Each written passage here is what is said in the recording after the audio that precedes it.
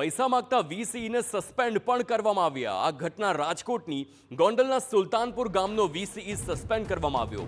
સહાય ફોર્મ ભરવા ખેડૂત પાસેથી રૂપિયા ઉઘરાવવાનો આરોપ, ખેડૂત દીઠ 100 રૂપિયા લેતા વીસીઈને સસ્પેન્ડ કરવામાં આવ્યો છે।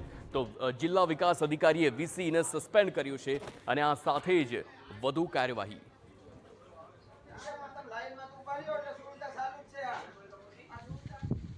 તમારી પાસે સરકારનો કોઈ પરિપત્ર છે ફોર્મ ભરવાના 130 રૂપિયા ભાઈ ડાંગરે રાજીનામું આપ્યું છે।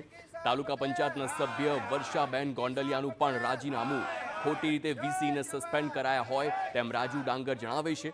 વીસીઈના વિડીયોને ખોટી રીતે રજૂ કરવામાં આવ્યો। અમારા ગામના વીસીઈને ખોટી રીતે હેરાન કરવામાં આવ્યો હોય તેવા આક્ષેપ રાજુ ડાંગરના। અમારા ગામના વીસીને ખોટી રીતે હેરાન કરી ખોટી એફઆઈઆર કરવાની જે વાત છે એનાથી આ અન્યાય દૂર કરવા માટે અમે લોકો રાજીનામું આપી છે। આ છોકરો ખરેખર નિર્દોષ છે। આ છોકરાએ ગામના હિતની વાત કરી છે। એના શબ્દોમાં ફેરફાર હોવાથી એની ઉપર તમે ખોટો પગલાં લ્યો છો।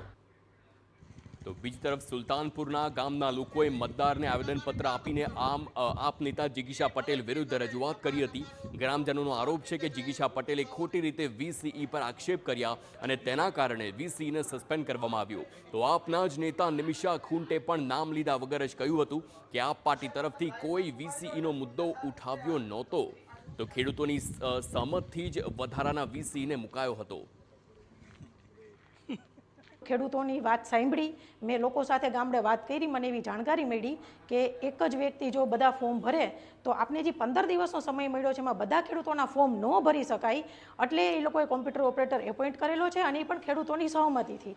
તો મારી સર્વે વીસીને મારી દિલગીરી છે કે એવું કાંઈ પણ થયું હોય તો તમે એમાં આમ આદમી પાર્ટી તરફથી ના ગણશો, કેમ કે અમારા પ્રદેશના નેતાએ આવો કોઈ આદેશ આપ્યો નથી।